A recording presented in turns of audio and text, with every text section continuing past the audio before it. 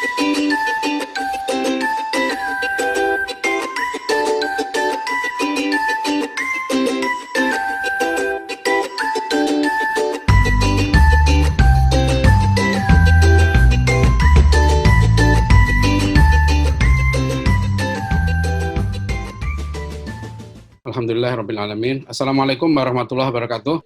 Waalaikumsalam. Saudara sekalian, alhamdulillah pagi hari ini kita bisa bersilaturahim ya melalui melalui program semacam telekonferensi lah gitu ya.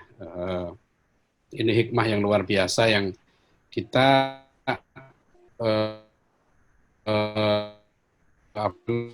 menurut saya ya, menurut baca hati saya gitu.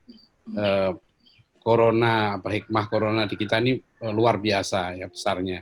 Dan menurut saya kita sekarang sedang diberi kesempatan oleh Allah gitu ya.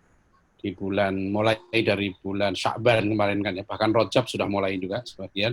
Sekarang Sya'ban dan Ramadan gitu kan, kalau di Depok ini kan diperpanjang waktu belajar di rumah itu sampai 30 Mei. Jadi kita ada waktu berbulan-bulan gitu ya untuk mengintensifkan ya kegiatan aktivitas pendidikan itu di rumah. Dan menurut saya ini luar biasa karena saya memahami dalam pendidikan ini gitu ya, kalau kita bicara pendidikan maka dampak dari pendidikan itu jangan kita lihat setahun 2 tahun ini, tapi lihatlah 25 tahun ke depan. Nah, sehingga tadi pagi saya menulis satu artikel, saya beri judul Kurikulum Generasi 2045. Karena sekarang ini pemerintah pun sudah visinya itu membangun Indonesia emas di tahun 2045. Ya, 100 tahun Indonesia itu kan. Dan demikian juga banyak kelompok-kelompok di Indonesia sekarang sudah ancang-ancangnya sekarang ke sana. 2045, 25 tahun lagi itu negara kita jadi apa? Ya, anak-anak kita ini jadi apa? Dan kondisi Indonesia 2045 itu ditentukan oleh anak-anak yang sekarang ini mulai SMP sampai mahasiswa sekarang ini. Ya, jadi sekarang kan anak-anak SMP ini kira-kira usianya 12 tahun. Ya, masuk SMP kira-kira 12 tahun sampai mahasiswa kira-kira 20-an tahun. Taruhlah range anak-anak umur 10 sampai 20 tahun. Kita ambil itu. Maka 25 tahun lagi, anak yang sekarang umur 10 tahun, itu nanti umurnya 35 tahun. Ya kan? Yang 12 tahun, 37 tahun. Yang sekarang 20 tahun, 25 tahun lagi 45 tahun. Usia 35 sampai 45 tahun itu adalah usia yang ideal untuk anak-anak ini akan menjadi pemimpin. Ya, pemimpin bukan hanya dalam arti politik, ya, pemimpin dalam arti mereka harus unggul, ya, memimpin dalam seluruh aspek kehidupan itu. Ya, itulah karena kita diajari doa oleh Allah SWT, ya, Rabbana hablana min azwajina wa dzurriyyatina qurrata a'yun waj'alna lil muttaqina imama. Ya Allah, jadikanlah kami imam, ya kan? Pemimpin bagi orang-orang takwa. Orang takwa itu mulia. Orang yang paling mulia itu orang takwa. Orang yang paling hebat itu orang takwa. Nah, doa kita disuruh berdoa, ya Allah jadikanlah kami imam bagi orang-orang bertakwa. Berarti cita-cita kita ini begitu mulia. Kita harus pasang himmah, ya, cita-cita yang sangat tinggi untuk menyongsong masa depan, gitu ya, supaya kita menjadi pemimpin, gitu loh, ya kan? Jadi lembaga-lembaga kita menjadi pemimpin, keluarga kita menjadi pemimpin, anak-anak kita menjadi pemimpin, murid-murid kita menjadi pemimpin, santri-santri kita menjadi pemimpin, itu yang kita canangkan. Nah, dalam kondisi 25 dan di program pemerintah, ya, itu saya baca program Pak Jokowi ini, ada 2 yang dilakukan untuk menyongsong Indonesia Emas 2045. Satu adalah pembangunan infrastruktur, dan yang kedua adalah pembangunan SDM. Nah, saya nggak mencampuri urusan pemerintah ini, gitu. Itu biar pemerintah punya program sendiri, visi sendiri tentang negara maju yang pemerintah punya visi sendiri, tapi kita umat Islam terutama gitu ya, kita punya contoh, punya pedoman ya, bagaimana kita ikut andil ya, untuk membangun negeri kita ini sehingga menjadi negeri yang hebat, negeri yang negeri adidaya lah, negeri yang berjaya, Indonesia Emas 2045. Dan itu sangat tergantung pada manusianya. Maka menurut saya sekaranglah saatnya kita sampai saya bilang tadi di tulisan saya, kita harus sudah membuat kurikulum untuk 25 tahun ke depan. Dan startnya dari sekarang nih, dari Ramadan sekarang ini, gitu ya. Kita susun kurikulum itu. Saya bagi dua kurikulumnya. Kurikulumnya itu kita rancang anak-anak kita ini ya 25 tahun ke depannya akan jadi apa. Tujuannya apa dalam pendidikan. Ya, mereka kita target, ya, terutama 15 tahun itu di lembaga pendidikan dari SMP, SMA, S1, S2, S3 itu bisa 15 tahun. Ya, dan 10 tahun itu terjun di masyarakat. Karena nanti untuk mereka menjadi pemimpin, mereka harus aktif ya di tengah masyarakat ya dalam kehidupan. Jadi tidak hanya apa namanya dia lulus di lembaga pendidikan. Nah itu jadi 25 tahun itu waktu yang sangat ideal menurut saya, sangat tepat untuk merancang gitu ya bangunan perjalanan kurikulum selama 25 tahun, melahirkan generasi yang kita bisa sebut generasi unggul ya. Jadi ini mudah-mudahan gitu ya mengulang ya, kegemilangan generasi tahun 45. Kalau Bapak Ibu Saudara sekalian perhatikan, generasi 45 itu kita punya jajaran yang sangat hebat. Kita sebut saja misalnya nama generasi 45 itu kan generasi kita sebut nama Soekarno, Hatta, Muhammad Natsir, ya kan Panglima Sudirman, Cokro Aminoto, ya. Kita sebut siapa lagi? Haji Agus Salim, itu gurunya Pak Natsir. Kita sebut Ahasan, kita sebut Kiai Haji Hasyim Asy'ari, kita sebut Muhammadiyah, siapa namanya? Kiai Haji Ahmad Dahlan, gitu kan. Nah sekarang kalau kita ditanya sekarang, generasi 2020 ini siapa? Gitu kan. Biasanya kalau kita sebut nama-nama itu kan, bandingkan sekarang ini, dulu kita punya Bung Karno, gitu kan, kita punya Bung Hatta, gitu ya. Lihat intelektualitasnya, karya-karyanya, ya, komitmennya. Lihat kita punya Hamka, kita punya Pak Natsir, dan sebagainya. Sekarang bandingkan dengan sekarang, gitu kan, kondisi sekarang ini. Nah, menurut saya kalau kita mau melahirkan orang-orang seperti Bung Karno, Bung Hatta, Muhammad Natsir, Hamka, itu prosesnya pendidikan. Mereka itu buah dari pendidikan. Jadi saya sudah meneliti bagaimana proses Buya Hamka sampai menjadi seorang ulama. Memang prosesnya pendidikan. Beliau menjalani pendidikan yang hebat. Pak Natsir itu pendidikan formalnya hanya sampai SMA saja. Tapi tradisi ilmunya luar biasa. Dan beliau bahkan sejak SMA itu sudah digembleng ya latihan kepemimpinan, langsung menjadi guru, terjun ke tengah masyarakat. Beliau langsung menjadi guru di SMP, guru agama tanpa dibayar, sukarela. Bahkan Pak Nasir itu langsung berguru pada orang hebat. Beliau bilang saya berguru dengan Haji Agus Salim, ya langsung gitu ya, seorang tokoh yang hebat. Jadi, nah ini yang harus difahami. Akhirnya pada kesempatan ini kan tema kita tentang Ramadan sebagai bulan pendidikan. Ini yang saya katakan tadi, ini momentum yang sangat tepat. Dan di era sekarang ini di mana lembaga-lembaga pendidikan formal kita ya itu tidak terlalu mudah, ya tantangannya berat untuk menjalankan proses pendidikan yang ideal, ya karena memang banyak hambatan, ya. Nah, disinilah kemudian peran pendidikan keluarga itu, ya bagaimana sekarang ini ya memberdayakan orang tua sebagai guru yang utama. Ya, tentu kalau dia di sekolah ya nanti ada kerjasama dengan sekolah. Tapi tetap ya tanggung jawab pendidikan itu ada pada orang tua. Nah oleh karena itu Bapak Ibu Saudara sekalian kalau kita bicara pendidikan sekali lagi gitu ya Ramadan ini kenapa bulan yang pendidikan itu ada dua hal ya yang saya ingin memaknai Ramadan sebagai bulan pendidikan. Pertama adalah hakikat pendidikan itu sendiri. Karena pendidikan nasional kita itu sudah ditetapkan di dalam konstitusi kita di Undang-Undang Dasar 1945 pasal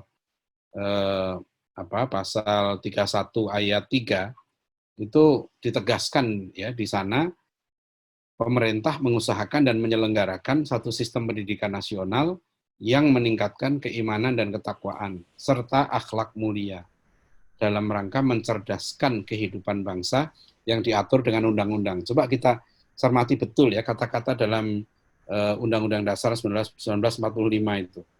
Ya, di mana ditekankan bahwa pendidikan yang diselenggarakan pemerintah itu harus ya, meningkatkan keimanan, ketakwaan dan akhlak mulia. Ini bukan main ini ya, bunyi konstitusi ini terobosan besar ya untuk pendidikan nasional kita ini, harusnya begitu ya. Pendidikan itu ya kan adalah usaha untuk menjadikan manusia itu menjadi orang baik, ya, orang baik sebagai manusia yang baik, manusia beriman, bertakwa, berakhlak mulia. Nah, bulan Ramadan ini kita juga diperintahkan berpuasa kan, kutiba alaikumusiyam, ya kama kutiba alal ladzina min qablikum la'allakum tattaqun. Jadi antara konstitusi kita dengan Al-Qur'an itu sejalan nih dalam soal pendidikan ini.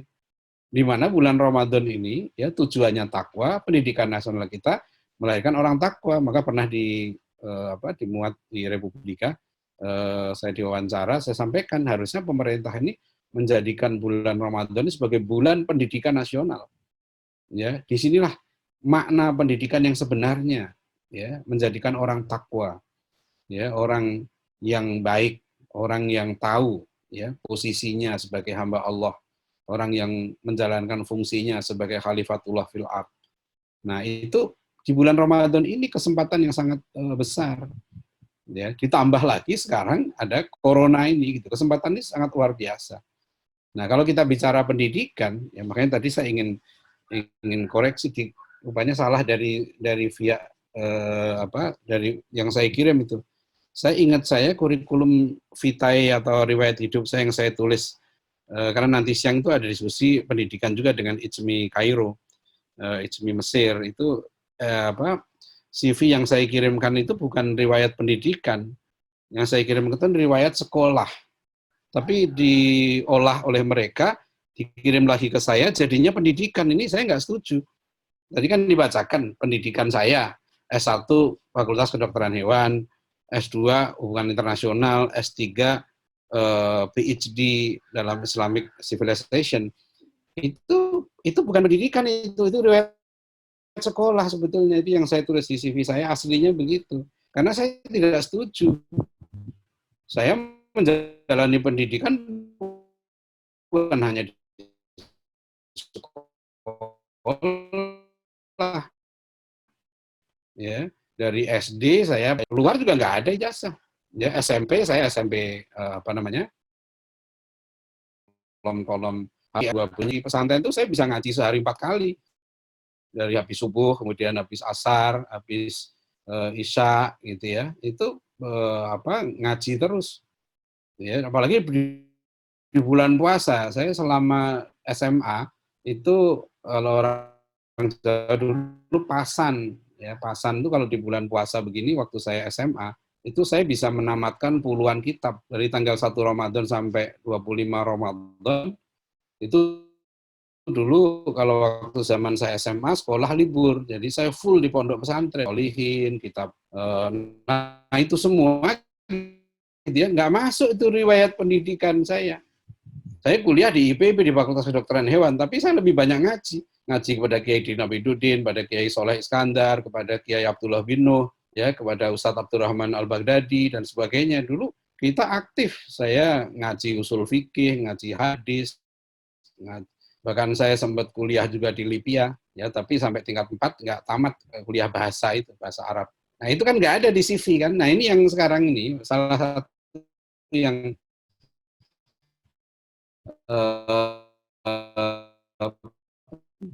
penting juga ini Bapak Ibu Saudara sekalian. Kalau gininya karena kementerian kita namanya Kementerian Pendidikan, tapi yang diurus hanya sekolah. Nah, apalagi kita bagi lagi pendidikan itu ada formal, non formal, informal.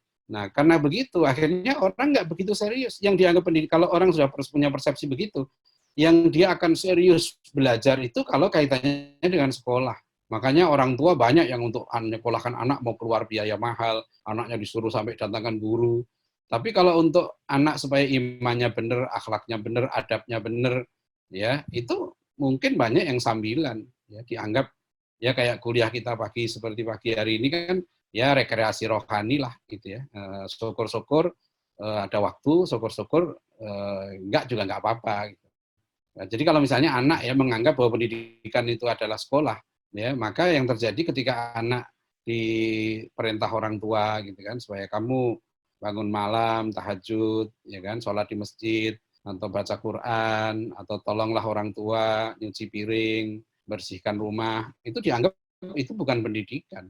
Ini sibuk nih saya ngerjain PR segala macam, karena dia nganggap yang namanya pendidikan yang penting itu sekolah, gitu kan. Nah sama kan juga kadang-kadang begitu anak itu juga, oh, ini lagi kuliah semua, kuliah online, lagi libur semua, gitu kan, sibuk, ya. Tapi bahwa menanamkan nilai-nilai kebaikan, ya itu, dan seperti ini nggak pernah terjadi di zaman Nabi, di zaman ulama kita dulu. Rasulullah SAW itu mendidik para sahabat sampai mereka menjadi generasi terbaik, ya itu sepanjang waktu.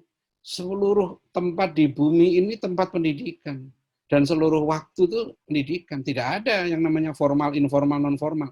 Semuanya formal, semuanya penting. Ya, dulu Rasulullah menasihati sahabat ketika sedang naik onta. Itu betul-betul dicatat oleh sahabat itu. Ya, Rasulullah menasihati sahabat ketika di masjid. Itu juga pendidikan Nabi. Jadi di mana tempat, ya, bertemu dengan guru, ya, bertemu dengan orang tua, menasihati yang baik, nasihat-nasihat yang baik, itu pendidikan. Nah, inilah yang sekarang, ya, karena sudah kadang-kadang persepsinya salah, itu yang saya sebut sebagai sekolahisme, ya, menyamakan antara pendidikan dengan sekolah. Jadi makna pendidikan sudah disempitkan, ya. Tidak sedikit akhirnya, ya, orang yang menganggap setelah selesai S1, ya, dia tidak wajib lagi, ya, mencari ilmu. Dia merasa wajib cari uang untuk menyekolahkan anak. Dan akhirnya orang tua pun nggak merasa sebagai guru, sebagai pendidikan. Ya, karena dia sudah memaknai pendidikan itu adalah bagaimana, ya, mengembangkan potensi anak supaya nanti bisa masuk ke sekolah atau kampus favorit, supaya dia bisa cari makan, gitu. Supaya dia bisa menjaga, meningkatkan gengsi keluarga, status sosialnya naik, gitu. Jadi makna pendidikan sudah disempitkan menjadi training. Ya, jadi apa yang terjadi kemudian kalau begitu, maka di rumah itu tidak ada pendidikan akhirnya, karena yang ada ya sudah seperti interaksi biasa. Padahal Bapak Ibu Saudara sekalian, ya, dalam konsep Islam, yang namanya pendidikan itu adalah penanaman nilai. Bahkan di zaman Belanda saja, ya, penjajahan Belanda dulu, itu dikenal dua istilah. Satu namanya opvoeding, dua onderwijs. Opvoeding itu pendidikan, ya, kalau kita kenal opvoeding itu pendidikan, onderwijs itu pengajaran. Dulu Kementerian Pendidikan kita waktu awal kita merdeka namanya Kementerian Pengajaran. Nah, itulah sekolah. Kementerian, jadi Kementerian Pengajaran itu ngurus sekolah, gitu ya. Apa yang dilakukan di sana, bagaimana anak itu bisa baca, bisa tulis, bisa punya ilmu pengetahuan untuk dia punya profesi tertentu, gitu loh. Itu ini penting ini, nanti sebagian dari aspek pendidikan mengembangkan potensi supaya anak bisa mandiri. Itu penting juga. Tetapi ini sebagian dari aspek pendidikan. Bahkan yang lebih penting dari itu adalah yang disebut dengan opvoeding. Opvoeding itu penanaman nilai. Itulah kenapa kalau kita belajar misalnya sejarah pemikiran Ki Hajar Dewantoro, kan hari ini 2 Mei itu kan, Ki Hajar Dewantoro itu waktu mendirikan Taman Siswa, ya, bulan Juni tahun 1922, ya, kalau nggak salah 7 Juni 1922, itu pidato pertama Ki Hajar Dewantoro itu mengecam sistem pendidikan Belanda.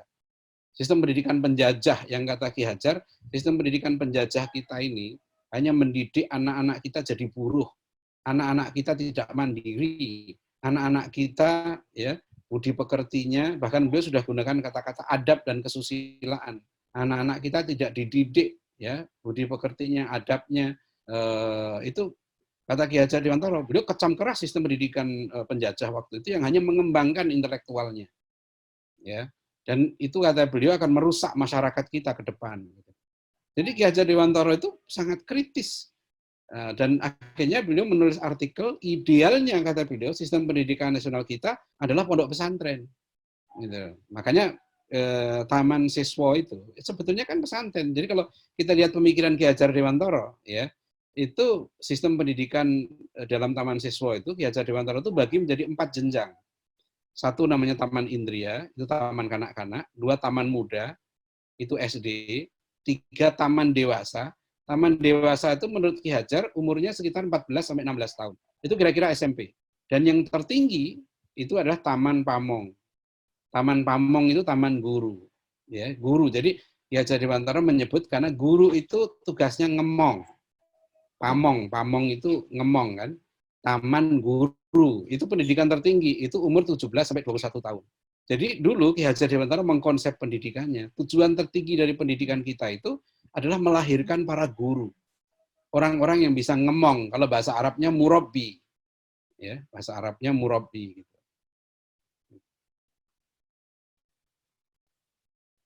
Ya, jadi Taman Pamong itu konsepnya Ki Hajar. Makanya Ki Hajar sangat menekankan proses yang disebut sebagai upfooding tadi. Ya, upfooding itu adalah penanaman nilai-nilai akhlak, nilai-nilai adab itu. Nah, itulah Bapak Ibu Saudara sekalian. Jadi inti pendidikan kita ini sedalam Islam begitu. Nah, saya pakai konsep Prof. Syed Naqib Alatas. Jadi sebetulnya makna pendidikan yang harus kita pahami ya, bahwa pendidikan itu bukan hanya sekolah. Ya, sekolah sekarang ini bisa menjadi salah satu tempat pendidikan. Kalau di sekolah itu ya ditanamkan nilai-nilai kebaikan. Nah, itulah teori yang Enggak, ini ditemuin. sampai Prof. Naqib di Kota Mekah tahun 1977 ya.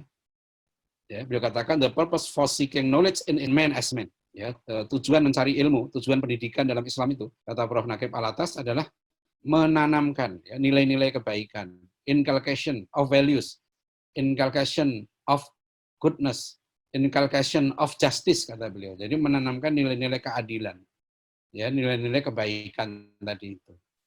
Itulah intinya. Nah, kalau kita bicara pendidikan, intinya adalah menanamkan nilai kebaikan untuk membentuk akhlakul karimah, membentuk adab yang baik, ya, membentuk sekarang disebut karakter, ya. Itu tempat terbaik adalah di rumah. Guru utama adalah orang tuanya. Karena dalam proses penanaman nilai ini, ya, pembentukan adab akhlakul karimah,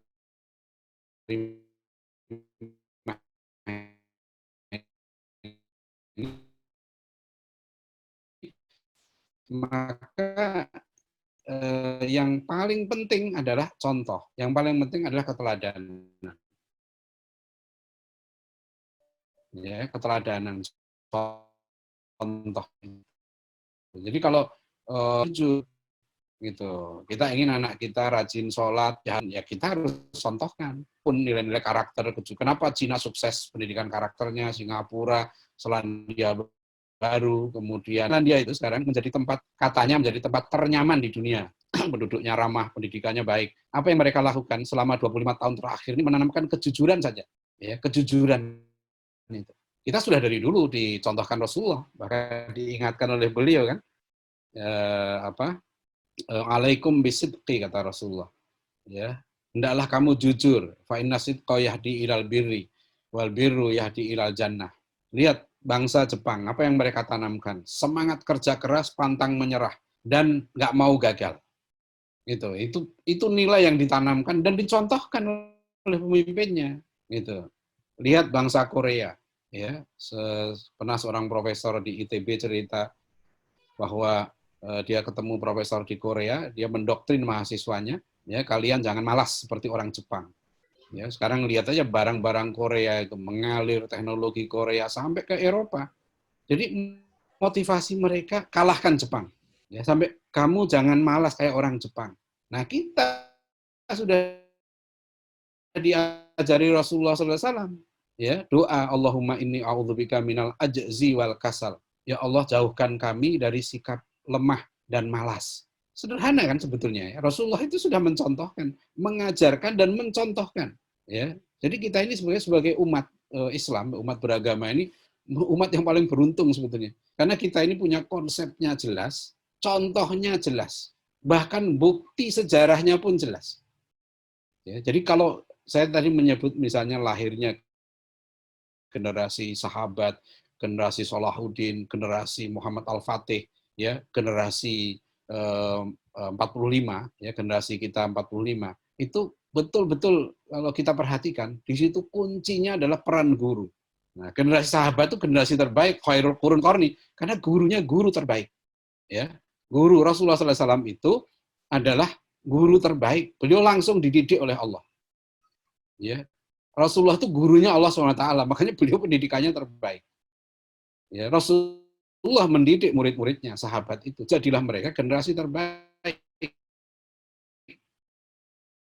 Salahuddin hebat. Ya, Dr. Majid Irsan Al-Kilani menulis buku Hakadha Dhaharu Jilu Salahuddin wa Hakadha Adat Al-Quds yang direkomendasi buku ini di Universitas Islam Madinah yang diterjemahkan oleh Direktur INSIS itu Direktur Eksekutif INSIS Ustaz Asep Sobari. Sekarang judulnya menjadi model kebangkitan umat Islam. Itu lihat di situ ya di buku ini peran dari para ulama, para guru waktu itu.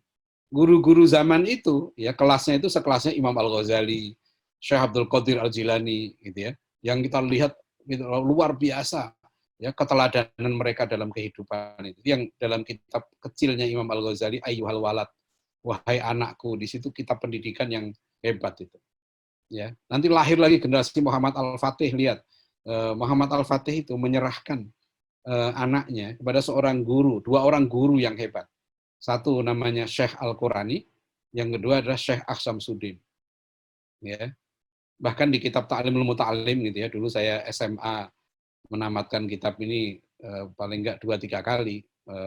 Ta'limul Muta'alim itu ada kisah Harun Al-Rashid yang menyerahkan anaknya kepada guru yang hebat namanya Al-Asma'i. Dan Harun Al-Rashid marah sama Al-Asma'i karena beliau pantau meskipun beliau kepala negara, anaknya itu diserahkan untuk dididik liu'allimal ilma wal adab, agar anaknya itu dididik adab dan ilmu oleh Al-Asma'i gitu ya. Harun Al-Rashid itu mantau, mengawasi bagaimana cara guru anaknya ini mendidik anaknya. Dan suatu ketika beliau marah kepada Al-Asma'i karena Al-Asma'i itu hanya nyuruh anaknya mengucurkan air untuk gurunya itu berwudu. Sedangkan satu tangan anaknya itu nganggur. Kata Harun Al-Rashid, kamu mestinya suruh anakku, ya kan, nyuci kaki kamu dengan satu tangan dia lagi. Coba, kepala negara waktu itu nyuruh anaknya nyuci kaki gurunya. Itu adab ilmu itu sampai di situ. Tapi ingat juga, guru yang dicuci itu Al-Asma'i. Ya, jangan hanya sekarang murid harus nyuci kaki gurunya. Siapa dulu gurunya gitu ya. Gurunya layak dicuci kakinya enggak ya, dicuci motornya aja belum tentu layak gitu ya.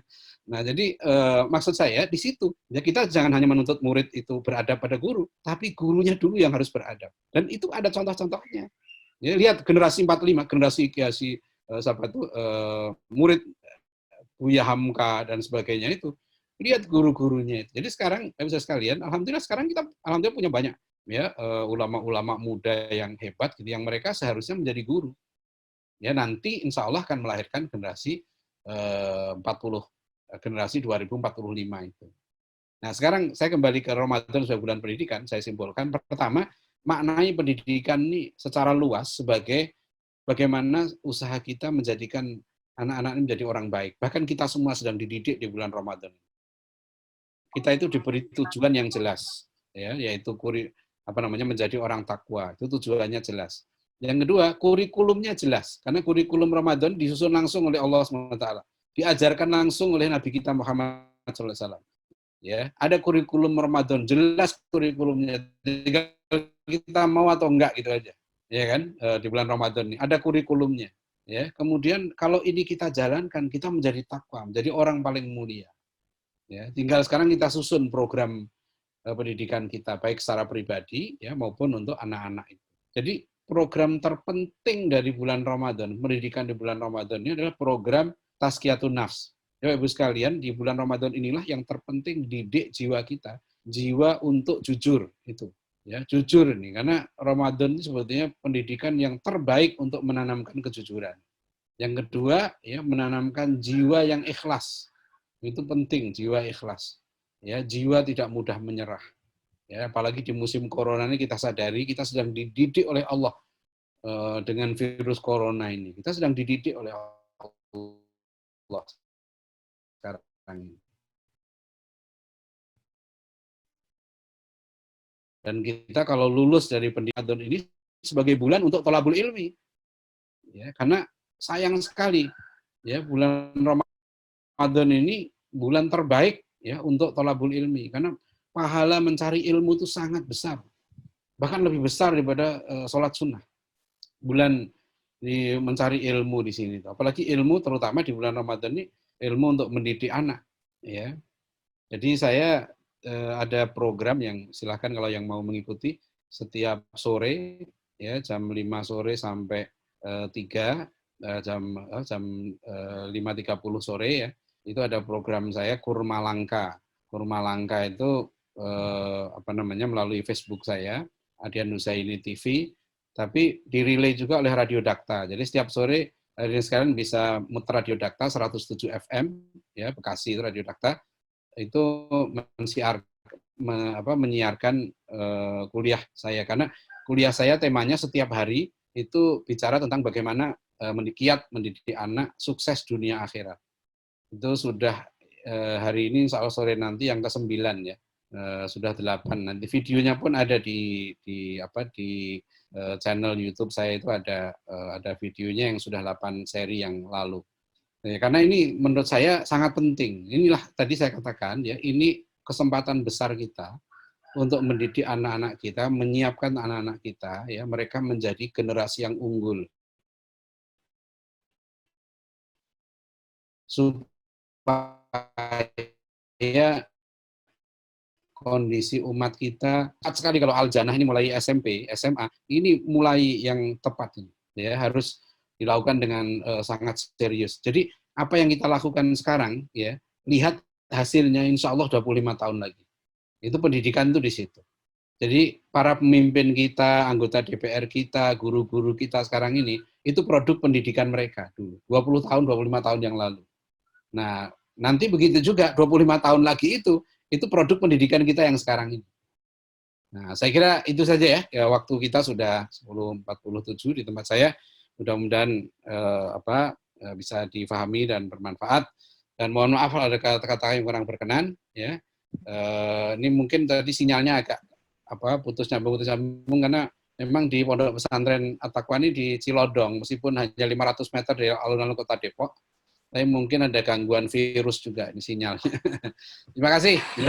Assalamualaikum warahmatullahi wabarakatuh. Waalaikumsalam warahmatullahi wabarakatuh. Baik, Ustaz.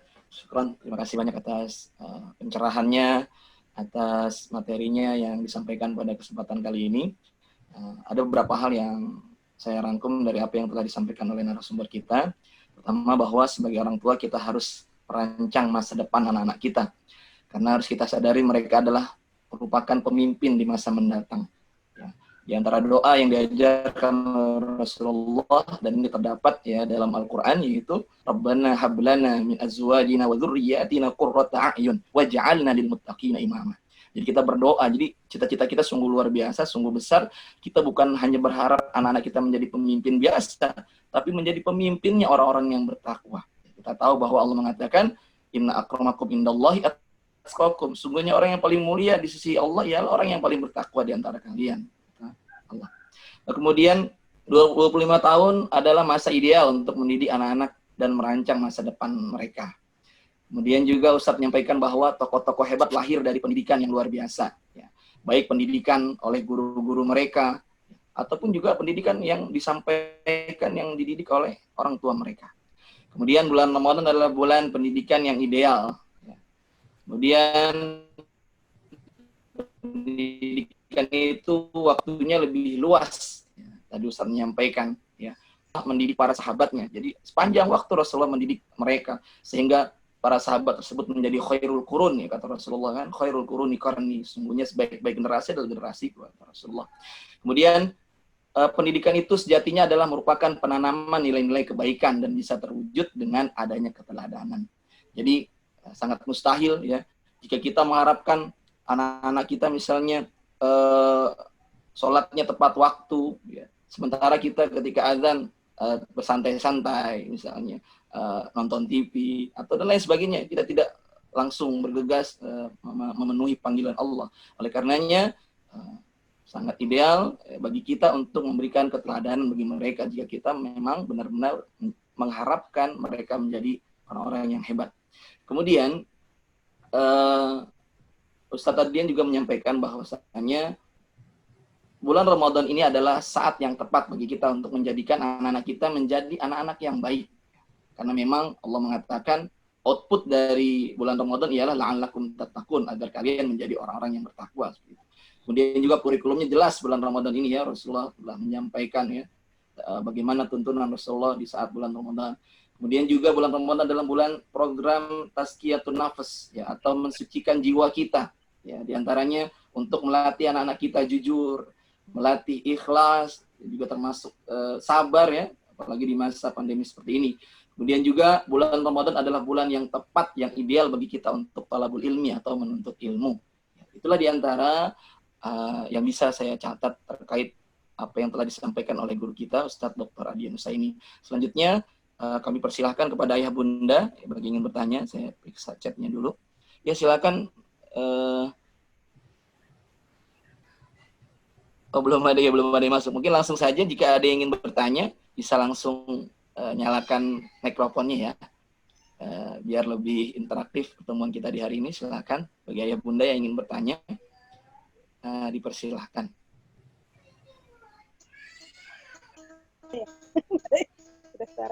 Ya, silakan Ibu ya. Saya mamanya Mariam. Bagaimana ya kalau mengasih tahu anak saya tuh orangnya emosinya tuh kalau ngomong selalu jawabnya tinggi terus. Jadi saya juga jadi tinggi gitu. Jadi susah dikasih taunya nggak mau gitu. Susah banget gitu. Nggak seperti kakak-kakaknya. Oh gitu. Nggak ada anak di sini. Ini ketahuan. Ya. Ketahuan. Aduh, akunya. Dia tuh emosinya kalau dikasih tahu tuh langsung tinggi gitu. Aduh. Ini Mariam kelas 5 ya, Bun? Iya, benar. Oh iya, baik, Bun. Kalau di sekolah gimana tuh Ustadz Mariam ini? Enggak, Bun. Seperti kalau di sekolah malah enggak seperti itu. Iya, baik. Silakan Ustadz dijawab pertanyaan dari Bunda Mariam. Ya, itu bagaimana ya agar anaknya ini mungkin tidak cepat emosi seperti itu ya. Ya pernah juga di tinggi. Tevin dia kan orangnya feeling extrovert gitu. Feeling extrovert, jadi ekspresinya tuh tinggi gitu. Iya, tinggi ekspresinya, Bang. Iya, baik. Langsung saja kita persilakan kepada Ustadz Adrian untuk menjawab pertanyaan Bunda Mariam. Iya, memang pertama setiap anak itu biasanya apa ya? Bukan karakter ya, punya ciri khas yang berbeda kan. Dan itu memang kita harus mengenalinya. Kadang-kala satu anak yang lain beda gitu kan, dinasihati aja yang satu cukup dengan kata-kata yang halus sudah paham, karena yang lain dengan kata-kata yang keras dan sebagainya. Ini namanya hikmah ini. Jadi ini namanya kebijakan, wisdom.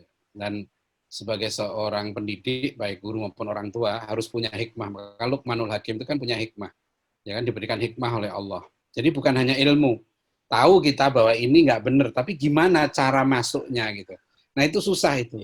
Itu betul-betul feeling. Gitu. Jadi kita pun nggak bisa ngasih saran tepat apa ya. Kalau saya kan paling sarannya ya sabar kan gitu kan. Sabar, jangan tepat bereaksi. Biasanya kan kita sebagai orang tua ini yang paling mudah perasaan yang muncul itu kan kita merasa merasa berkuasa. Ya kan, kamu harus nurut gitu. Kok kamu begini sih? Nah, mungkin bagus nahan diri.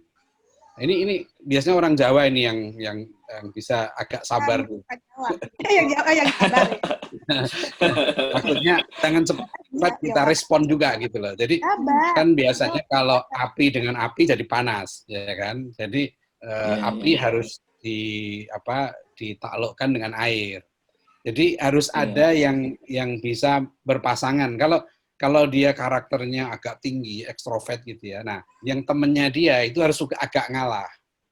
Ini pengalaman saya pribadi aja begitu. Jadi saya agak introvert.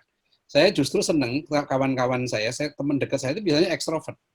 Ya, saya punya teman dulu pintar di SMA gitu. Dia senengnya ngelawan guru dan senengnya dihukum gitu. Tapi yang baik-baik dia seneng kalau ada yang nggak bener tuh langsung dia sikat. Nah, saya kebalikannya. Nah, biasanya nanti orang yang seperti itu, dia milih teman yang pasangannya. ya, yang sabar gitu loh, yang ini nggak apa-apa. Jadi ini kalau kita emosi juga panas itu jadinya. Walau alam ya, ini kan belum tentu tepat ya. Saya Iya, kalau dikasih mana suaranya nggak ada. Udah Ya. nyala. Iya.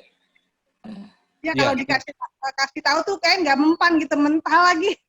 ya memang sabar Bu, nggak biasa itu. Iya, Bu. Udah banyak mana orang. dia anak susu, sayanya udah tua lagi. Kabarnya beda saya dulu dengan sekarang.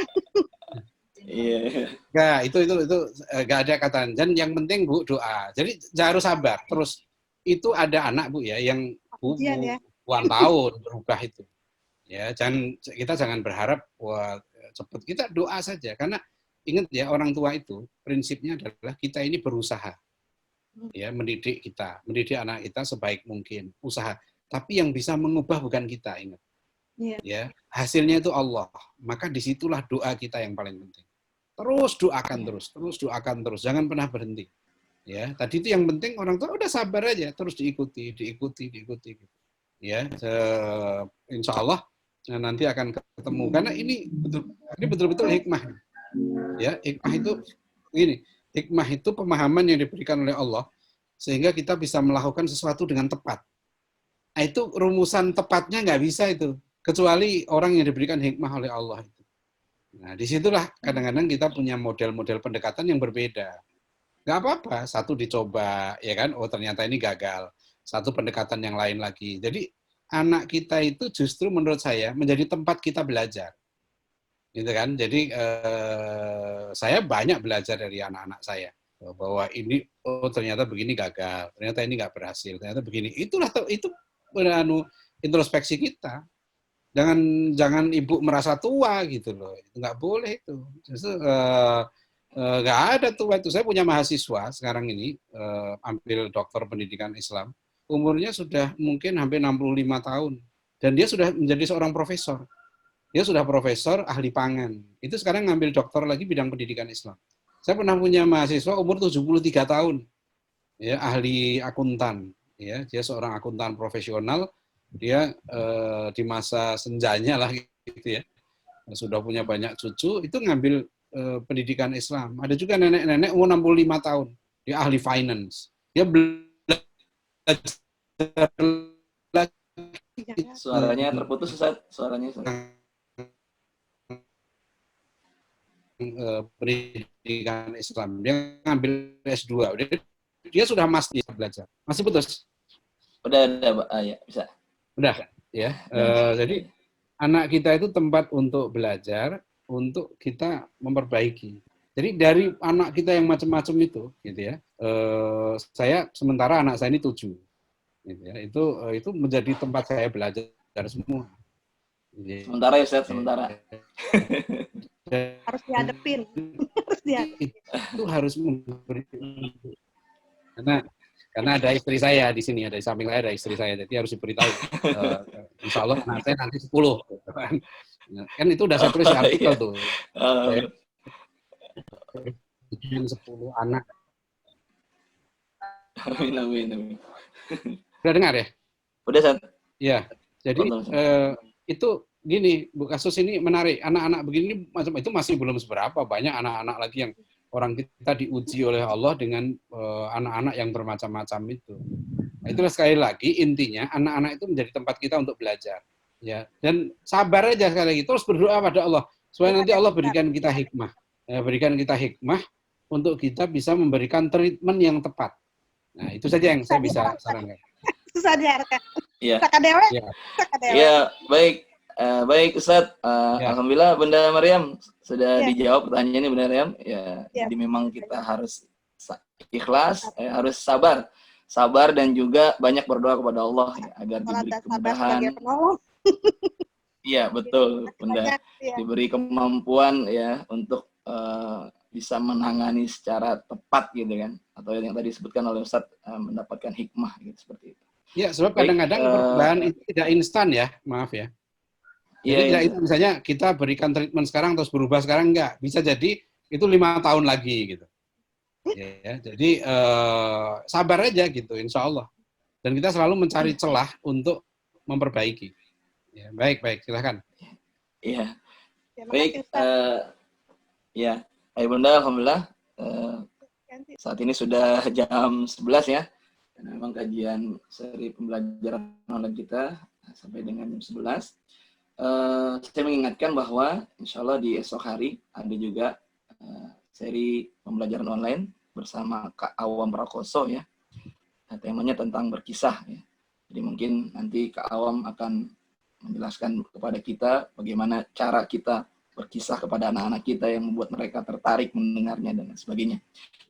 Baik,